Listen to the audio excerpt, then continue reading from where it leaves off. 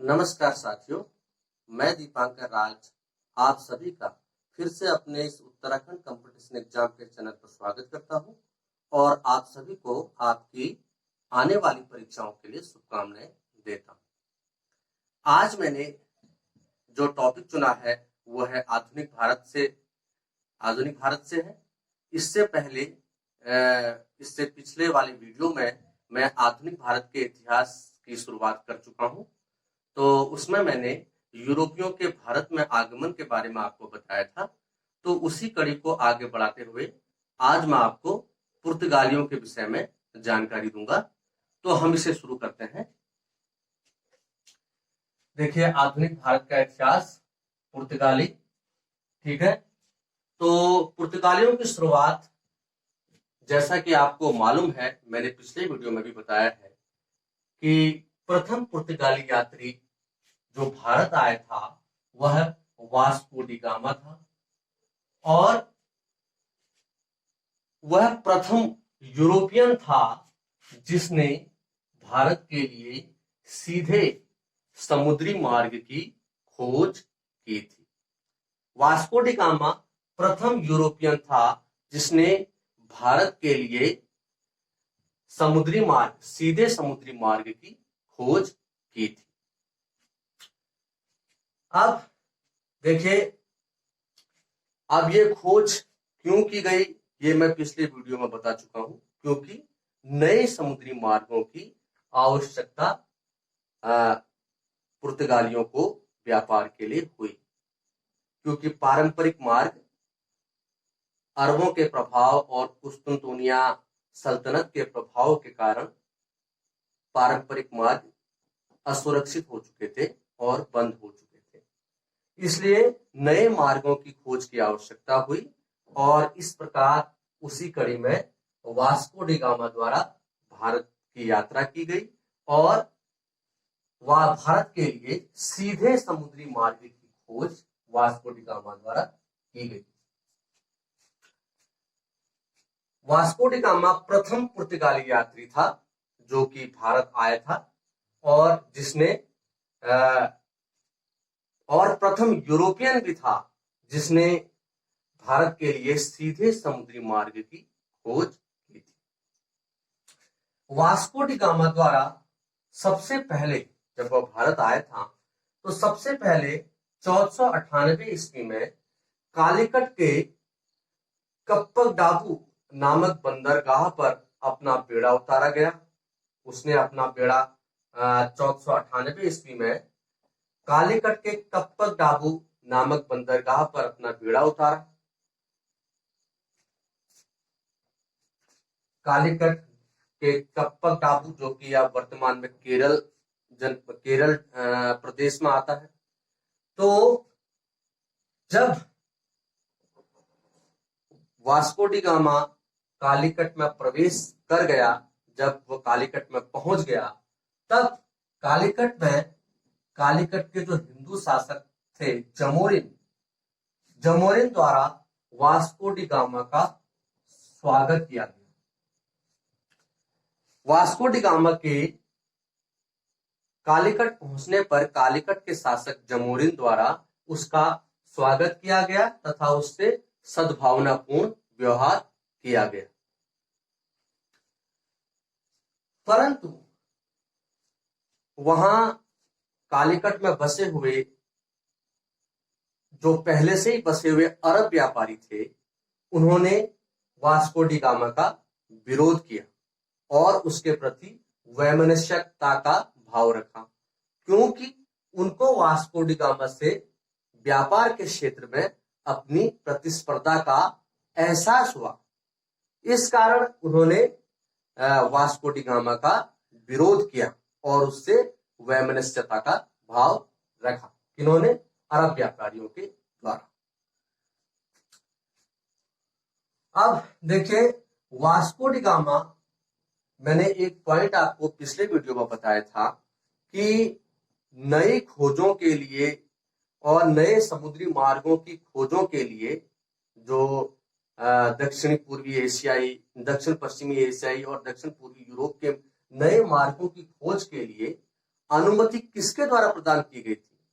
अनुमति प्रदान की गई थी पुर्तगाली शासक प्रिंस हेनरी द नेविगेटर के द्वारा। ठीक है, और प्रिंस हेनरी नेविगेटर ने ही इन यात्रियों को प्रोत्साहन दिया और यात्रा के लिए सुविधाएं भी प्रदान की। तो इस कारण वास्को डी गामा भारत में पुर्तगाली शासक प्रिंस हेनरी द नेविगेटर के प्रतिनिधि के रूप में भारत आया। वास्को डी गामा भारत में पुर्तगाली शासक प्रिंस हेनरी द नेविगेटर के प्रतिनिधि के रूप में आया था, यानी प्रिंस हेनरी नेविगेटर के प्रतिनिधि के रूप में वास्को डी गामा ने भारत की यात्रा की थी। अब देखिए, जब भारत वह पहुंच गया, उसके बाद जब वो वापस लौटा, तो भारत से वापस लौटते समय वह अपने साथ मसालों के कई मतलब अपने साथ मसाले ले गया था, और बहुत अधिक मात्रा में ले गया था, क्योंकि मसालों के व्यापार के लिए ही उन्होंने नए मार्गों की खोज की थी और भारत की यात्रा की थी, क्योंकि यूरोप में मसालों की बहुत मांग थी मांस को सुरक्षित रखने के लिए और उसकी उपयोगिता को बढ़ाने के लिए। ये मैं आपको पिछले वीडियो में बता चुका हूं। तो भारत से वापस लौटते समय वास्को डी गामा अपने साथ मसाले, काली मिर्च आदि लेकर गया था, और उन मसालों से उसने यूरोप में 60 गुना मुनाफा कमाया। मतलब कि जितनी कीमत में उसने भारत से ये चीजें खरीदी थी, उसके 60 गुना कीमत में उसने पुर्तगाल में और यूरोप में ये चीजें बेची, तो उसने वहां इससे 60 गुना अधिक मुनाफा कमाया। अब यह देखकर वास्को डी गामा को 60 गुना मुनाफा कमाते हुए देखकर अन्य व्यापारियों को भी प्रोत्साहन मिला और उनके मन में भी ये इच्छा जागृत हुई कि वे भी भारत की यात्रा करें व्यापार के लिए, और उनके मन में भारत आने की प्रबल इच्छा जागृत हुई और भारत के लिए यात्रा करने की इच्छा और प्रबल हो गई। क्यों? क्योंकि उन्होंने वास्को डी गामा को 60 गुना मुनाफा कमाते हुए देखा, जिससे उनका मन भी हुआ कि वे भी व्यापार में आगे बढ़ सकते हैं, भारत से व्यापार में आगे बढ़ सकते हैं। इस कारण उसके बाद भी कई पुर्तगाली भारत आने लगे। अब पुर्तगालियों के भारत आने क्यों आए? भारत आने के उनके दो उद्देश्य थे। पुर्तगालियों के भारत आने के दो उद्देश्य थे। नंबर 1, अरबों और वेनिस के व्यापारियों का भारत से प्रभाव समाप्त करना। ठीक है, उस समय अरब और वेनिस के व्यापारी भारत से व्यापार करते थे, तो उनके प्रभाव को समाप्त कर अपना व्यापारिक एकाधिकार स्थापित करना पुर्तगालियों का उद्देश्य था भारत आने का। और दूसरा उद्देश्य था ईसाई धर्म का प्रचार करना।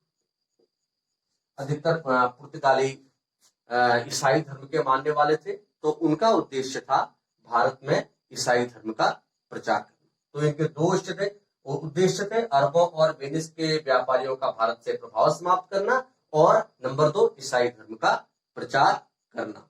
पुर्तगालियों के भारत में आने के दो उद्देश्य थे।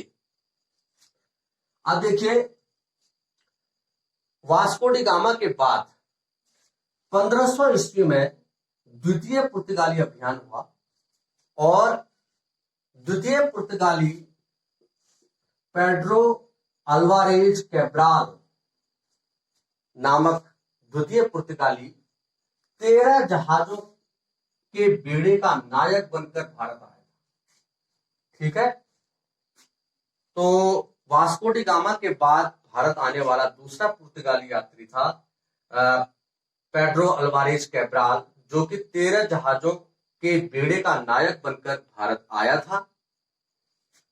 भारत जब वो पहुंचा, भारत आने पर यहां अल्वारेज का पहले से बसे अरब व्यापारियों के साथ भीषण युद्ध हुआ। ठीक है, जब पेड्रो अल्वारेज भारत पहुंचा तो यहां बसे हुए अरब व्यापारियों के साथ, यहां पहले से बसे हुए अरब व्यापारियों के साथ अल्वारेज का भीषण युद्ध हुआ, जिसमें अंततः अरबों की पराजय हुई, जिसमें अंततः अरबों की पराजय हुई। और जब अल्वारेज विजयी हुआ और अरब पराजित हो गए, उसके बाद, इस विजय के बाद अल्वारेज ने कोचीन और केन्नानोर के जो शासक थे उनसे मित्रता की। कोचीन और केन्नानोर के शासकों से मित्रता की अल्वारेज ने। धीरे धीरे अल्वारेज ने जब यहां की परिस्थितियों को देखा तो उसने ये महसूस किया कि जो क्षेत्रीय शासक थे उनके बीच कई छुटपुट विवाद चलते रहते थे और छोटे मोटे झगड़े चलते रहते थे। तो उसने ये महसूस किया, अल्वारेज ने ये अनुमान लगाया कि क्षेत्रीय शासकों के आपसी विवाद का लाभ उठाया जा सकता है और इस लाभ को उठाकर शक्ति द्वारा संबंधित क्षेत्र पर अधिकार किया जा सकता है। तो पेड्रो अल्वारेज ने अनुमान लगाया कि क्षेत्रीय शासकों के विवाद का लाभ उठाकर शक्ति द्वारा संबंधित क्षेत्र पर अधिकार किया जा सकता है और बाद में यही उसका यही अनुमान पुर्तगाली नीति का आधार बना। भारत में पुर्तगाली नीति का आधार बना उसका यह अनुमान। ठीक है, अब देखते हैं अगला पॉइंट। वास्को डी गामा 1502 ईस्वी में भारत पुनः आया। उसका आगमन पुनः हुआ। कभी कभी ये सवाल भी पूछा जाता है कि वास्को डी गामा दूसरी बार भारत कब आया था। तो वास्को डी गामा का 1502 में भारत में आगमन दूसरी बार हुआ और उसके आने के बाद 1503 में पुर्तगालियों द्वारा कोचीन में अपनी पहली फैक्ट्री स्थापित की गई। 1503 में पुर्तगालियों द्वारा कोचीन में अपनी पहली फैक्ट्री स्थापित की गई और 1505 में कन्नूर में दूसरी, 1503 में कोचीन में पहली फैक्ट्री स्थापित की गई और 1505 में पुर्तगालियों द्वारा कन्नूर में दूसरी फैक्ट्री स्थापित की गई। 1503 में पहली कोचीन में और 1505 में दूसरी कन्नूर में फैक्ट्री स्थापित की गई पुर्तगालियों द्वारा। अब देखिए, अब पुर्तगालियों को व्यापार करना था और व्यापार के लिए उन्होंने कई नीतियां बनाई। तो उनकी जो व्यापारिक नीति थी उसके लिए उन्होंने देखिए क्या किया, पूर्वी जगत में और यूरोप के मध्य व्यापार पर एकाधिकार प्राप्त करना उनका लक्ष्य था, उद्देश्य था। तो इस व्यापार पर एकाधिकार प्राप्त करने के लिए 1505 में उन्होंने एक नई नीति बनाई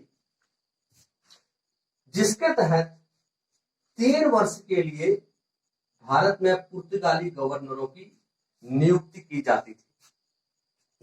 जानी थी। ठीक उस नीति के तहत भारत में 3 वर्ष के लिए पुर्तगाली गवर्नरों की नियुक्ति की जानी थी, जो कि भारत में उनके पुर्तगालियों के व्यापार को सुनिश्चित करें और उस व्यापार को और बढ़ाने का प्रयास करें। ऐसे अधिकारियों की नियुक्ति की जानी थी। ऐसी नीति पुर्तगालियों ने 1505 में बनाई।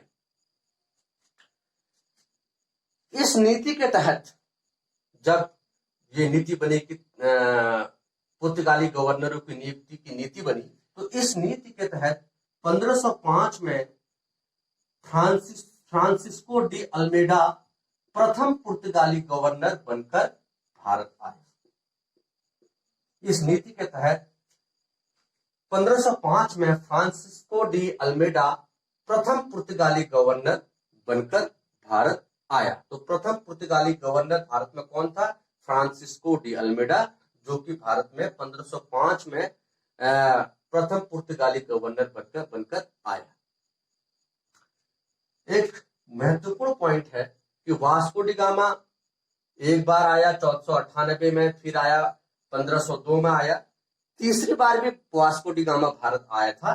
तो वास्को डी गामा 5 सितंबर 1524 ईस्वी को तीसरी बार पुर्तगाली वायसराय के रूप में भारत आया था। ठीक, तो भारत वास्को डी गामा कुल 3 बार आया। तो अंतिम बार 5 सितंबर 1524 ईस्वी को तीसरी बार पुर्तगाली वायसराय के रूप में भारत आया था वास्को डी गामा, और यही कोचीन में दिसंबर 1524 ईस्वी में उसकी मृत्यु हुई। यही कोचीन में जब वह 1524 में भारत आया था, 5 सितंबर 1524 को तीसरी बार जब वास्को डी गामा भारत आया था, तो यही दिसंबर में 1524 ईस्वी में कोचीन में उसकी मृत्यु हो गई। तो इस प्रकार वास्को डी गामा 3 बार भारत आया, एक बार 1498 में, दूसरी बार 1502 में और तीसरी बार 1524 में, और 1524 में ही दिसंबर के महीने में कोचीन में उसकी भारत में ही कोचीन नामक स्थान पर मृत्यु हो गई। अब हम आते हैं पुर्तगाली गवर्नरों पर, जो भारत पर पुर्तगाली गवर्नर रहे। तो उसमें पहला था फ्रांसिस्को डी अल्मेडा।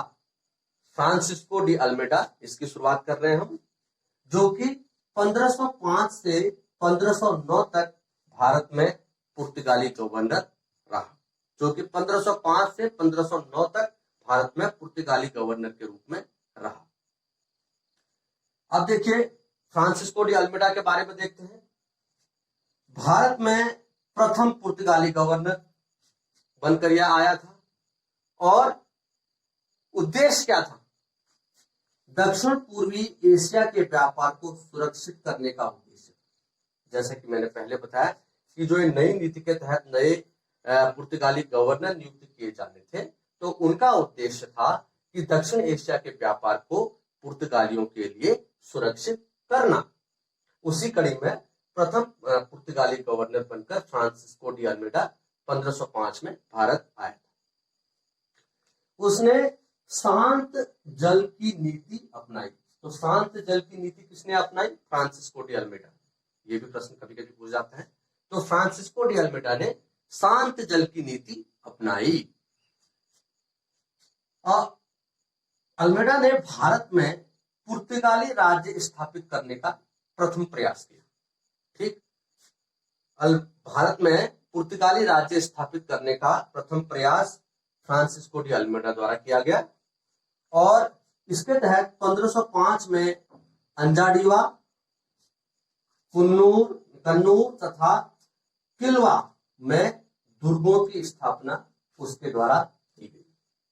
1505 में अंजाडीवा, कन्नूर और किलवा में अल्मेडा के द्वारा दुर्गों की स्थापना की गई, पुर्तगाली दुर्ग। 1509 में अल्मेडा ने गुजरात, तुर्की और मिस्र के संयुक्त बेड़े को पराजित किया। गुजरात, तुर्की और मिस्र के संयुक्त बेड़े को 1509 में फ्रांसिस्को डी अल्मेडा ने पराजित किया। इस विजय से, जो ये पुर्तगालियों की विजय हुई, इसने जो इस बेड़े को, गुजरात, तुर्की और मिस्र के जो संयुक्त बेड़े को अल्मेडा के नेतृत्व में पराजित किया, इस विजय के बाद एक महत्वपूर्ण पड़ाव पुर्तगालियों के लिए आया, एक महत्वपूर्ण मोड़ आया। तो इस विजय के बाद पुर्तगाली नौसेना हिंद महासागर में सबसे अधिक शक्तिशाली हो गई। पुर्तगाली नौसेना हिंद महासागर में सबसे अधिक प्रभावशाली हो गई, सबसे अधिक शक्तिशाली हो गई, जिस कारण हिंद महासागर में पुर्तगाली सबसे अधिक प्रभावी हो गए, जिससे पुर्तगाली हिंद महासागर में सबसे अधिक प्रभावी हो गई।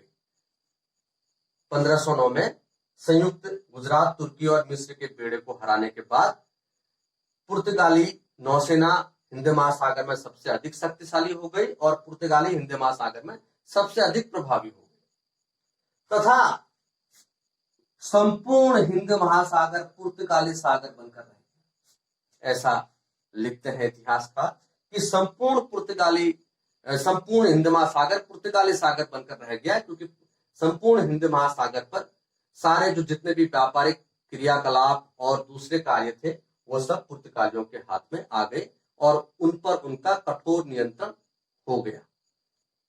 ठीक, अब हम आते हैं अल्फांसो डी अल्बुकर्क, जो कि दूसरा गवर्नर बनकर आया भारत। अल्फांसो डी अल्बुकर्क 1509 से 1515 तक इसका काल है भारत में। अब अल्फांसो डी अल्बुकर्क के बारे में हम देख रहे हैं। भारत में पुर्तगाली साम्राज्य का वास्तविक संस्थापक अल्बुकर्क को ही माना जाता है, क्योंकि इसके जो प्रयास थे भारत में पुर्तगाली साम्राज्य स्थापित करने के लिए, वो सबसे सार्थक प्रयास थे और भारत में पुर्तगाली राज्य की जो नींव थी वो अल्फांसो डी अल्बुकर्क ने ही डाली थी। तो इसलिए भारत में पुर्तगाली साम्राज्य का वास्तविक संस्थापक अल्फांसो डी अल्बुकर्क को ही माना जाता है। 1503 में जहाजी बेड़े का नायक बनकर यह भारत आया था। गवर्नर बनने से पहले 1503 में एक जहाजी बेड़े का नायक बनकर यह भारत आया था और इसने कोचीन में प्रथम दुर्ग का निर्माण करवाया था। तो 1503 में बनकर तैयार हुआ। 1503 में वह कार्य अल्बुकर्क की देखरेख में हुआ। तो अल्बुकर्क ने प्रथम दुर्ग का निर्माण कराया कोचीन में। उसके बाद 1509 में भारत में वह पुर्तगाली गवर्नर नियुक्त हुआ। गवर्नर नियुक्त होते ही उसने अपने कार्यों को आगे बढ़ाया और 1510 में गोवा के समृद्ध बंदरगाह पर अधिकार कर लिया। 1510 में गोवा के समृद्ध बंदरगाह पर पुर्तगालियों का अधिकार हो गया अल्बुकर्क के नेतृत्व में। यह गोवा का जो समृद्ध बंदरगाह था वह बीजापुर के यूसुफ आदिल शाही सुल्तान के अधीन था, जो कि उस समय काफी शक्तिशाली था और उससे गोवा को प्राप्त करना कोई आसान बात नहीं थी। जब उससे गोवा को अल्बुकर्क ने छीन लिया तब अल्बुकर्क का प्रभाव और बढ़ गया और उसके छवि में, उसके प्रभाव में और वृद्धि हुई। 1511 में मलक्का बंदरगाह पर अधिकार किया। अल्बुकर्क ने लगातार अपने प्रयासों को, अपने कड़ियों को जारी रखा और इसी क्रम में 1511 में मलक्का बंदरगाह पर अल्बुकर्क ने अधिकार कर लिया। 1515 में फारस की खाड़ी में अवस्थित होर्मुज बंदरगाह पर अधिकार। इसी कड़ी में 1515 में अल्बुकर्क के द्वारा फारस की खाड़ी में अवस्थित होर्मुज बंदरगाह पर अधिकार कर लिया गया। उसके काल में ही उसके प्रयासों के द्वारा क्षेत्रीय राज्य की स्थापना शुरू हुई, जो कि क्षेत्रीय राज्य की स्थापना का श्रेय अल्फांसो डी अल्बुकर्क को जाता है। अल्बुकर्क ने भारत में स्थायी पुर्तगाली आबादी बसाने के उद्देश्य के लिए अल्बुकर्क ने भारत में स्थायी पुर्तगाली आबादी बसाने के उद्देश्य से पुर्तगालियों को भारतीय महिलाओं से विवाह के लिए प्रेरित किया। भारत में पुर्तगाली आबादी बसाने के लिए अल्बुकर्क ने पुर्तगालियों को भारतीय महिलाओं से विवाह करने के लिए प्रेरित किया। उसने अपने क्षेत्र में सती प्रथा को बंद करवा दिया। सती प्रथा जो कि उस समय चलन में थी भारतीय हिंदू महिलाओं में, तो उसने अपने क्षेत्र में सती प्रथा को बंद करवा दिया। इस प्रकार उसे राजा राम मोहन का पूर्वगामी भी कहा जा सकता है। वह राजा राम मोहन का पूर्वगामी था, जिस राजा राम मोहन राय का पूर्वगामी था, जिन्होंने सती प्रथा के समापन के लिए प्रयास किया था।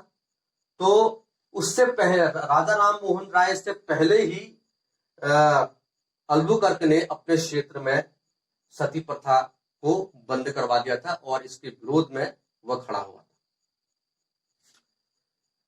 उसके बाद एक पॉइंट है कि मुस्लिमों के प्रति अल्बुकर्क का जो व्यवहार था वो कटुतापूर्ण था। ऐसा इतिहासकार लिखते हैं कि मुस्लिमों के प्रति अल्बुकर्क का व्यवहार कटुतापूर्ण था। अल्बुकर्क ने अपनी सेना में भारतीयों की भी भर्ती की। अपनी सेना के विस्तार के लिए वह केवल पुर्तगालियों तक ही सीमित नहीं रहा, तो उसने अपनी सेना में भारतीयों की भी भर्ती की।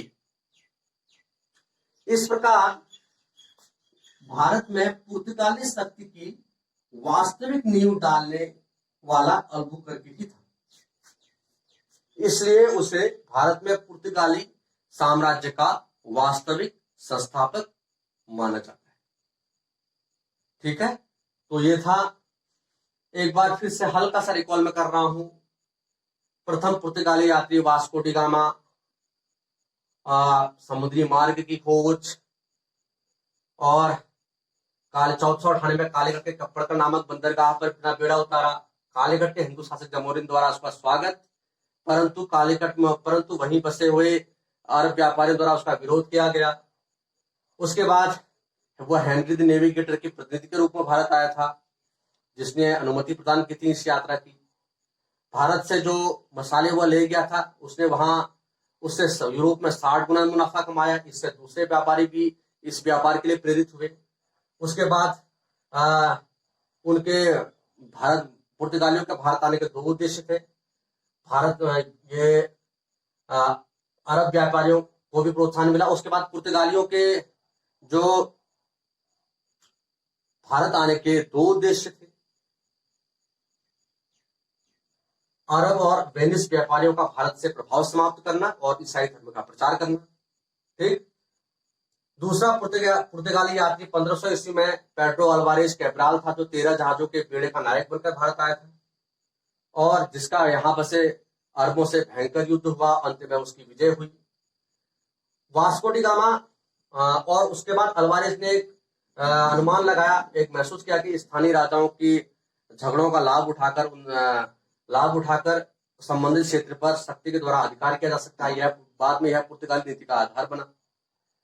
वास्को डी गामा 1502 में भारत दोबारा आया था और 1503 में पुर्तगाल द्वारा कोचीन में पहली फैक्ट्री और 1505 में दूसरी फैक्ट्री स्थापित की गई।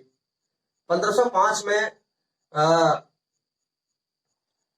उसके बाद पुर्तगाली द्वारा 1505 में नई नीति लाई गई, जिसके तहत नए गवर्नरों को भारत भेजा गया। उसमें 1505 में फ्रांसिस्को डी अल्मेडा प्रथम पुर्तगाली गवर्नर बनकर भारत आया। वास्को डी गामा 5 सितंबर 1524 को तीसरी बार वायसराय के रूप में भारत आया था और यही कोचीन में दिसंबर 1524 में उसकी मृत्यु हो गई। फ्रांसिस्को डी अल्मेडा, अब देखिए गवर्नर के फ्रांसिस्को डी अल्मेडा 1505 से 1509 भारत में प्रथम पुर्तगाली गवर्नर। दक्षिणी पूर्वी व्यापार को सुरक्षित करने का उद्देश्य शांति जल की नीति को अपनाया। भारत ने पुर्तगाली राज्य स्थापित करने का प्रयास किया। 1505 में अंजीवाड़ा, कंदूर, किल्लवा में दुर्गों की स्थापना की। 1509 में अल्मेडा ने गुजरात, तुर्की और मिस्र के संयुक्त बेड़े को पराजित कर दिया, जिसके कारण पुर्तगाली नौसेना हिंद महासागर में प्रभावी हो गए, जिससे पुर्तगाली हिंद महासागर में प्रभावी हो गए। अगला है अल्फांसो डी अल्बुकर्क, जो कि 1509 से 1515 तक उसका कार्यकाल। भारत में पुर्तगाली साम्राज्य का वास्तविक संस्थापक उसे माना जाता है। 1503 में जहाजी बेड़े का नायक बनकर वो भारत आया था गवर्नर बनने से पहले, और कोचीन में उसने प्रथम दुर्ग का निर्माण कराया था। 1509 में एक भारतीय पुर्तगाली गवर्नर नियुक्त हुआ। 1510 में उसने गोवा के समृद्ध बंदरगाह पर अधिकार कर लिया, जो कि बीजापुर के यूसुफ आदिल शाही सुल्तान के अधीन था। 1511 में मलक्का बंदरगाह पर अधिकार कर लिया। 1515 में फारस की खाड़ी में अवस्थित होर्मुज बंदरगाह पर अधिकार कर लिया। उसके बाद क्षेत्रीय राज्य की स्थापना करने का उसने प्रयास किया। स्थायी पुर्तगाली आबादी बसाने के लिए उसने पुर्तगालियों को भारतीय महिलाओं से विवाह करने के लिए प्रेरित किया और अपने क्षेत्र में उसने सती प्रथा को बंद करवा दिया। इस प्रकार उसे राजा राम मोहन राय का पुरोगामी भी कहा जाता है। मुस्लिमों के प्रति अल्बुकर्क का व्यवहार कटुतापूर्ण था और अल्बुकर्क ने अपनी सेना में भारतीयों की भी भर्ती की। इसी प्रकार इस प्रकार इन्हीं सब कारणों से अल्बुकर्क को भारत में पुर्तगाली शक्ति की नींव डालने का जो श्रेय है वो अल्बुकर्क को ही जाता है। तो भारत में पुर्तगाली शक्ति का वास्तविक नींव डालने वाला अल्बुकर्क ही था। इसीलिए भारत में पुर्तगाली साम्राज्य का वास्तविक संस्थापक अल्बुकर्क को ही माना जाता है। तो आप इसका एक स्क्रीनशॉट भी ले सकते हैं। तो मैं ये उम्मीद करता हूँ ये वीडियो आपको अच्छा लगा होगा। तो आप इसको देखिए और इससे अपना लाभ उठाइए और अपने अध्ययन में लगे रहिए। अगर आपको ये वीडियो अच्छा लगे तो आप इसे लाइक कीजिए, शेयर कीजिए और मेरे चैनल को सब्सक्राइब कीजिए। मैंने पिछली वीडियो में भी कहा था कि मैं आपके सामने लाइव आना चाहता हूँ। उसके लिए मुझे 1000 सब्सक्राइबर की आवश्यकता है। इसमें आप लोग मेरा साथ दीजिए। मैं बहुत मेहनत कर रहा हूँ, आगे भी मेहनत करता रहूँगा। तो अगर आपको ये वीडियो अच्छा लगा तो इसे लाइक कीजिए, शेयर कीजिए और मेरे चैनल को सब्सक्राइब कीजिए। बाकी की जानकारी मैं आपको अगले वीडियो में दूंगा। तब तक के लिए नमस्कार।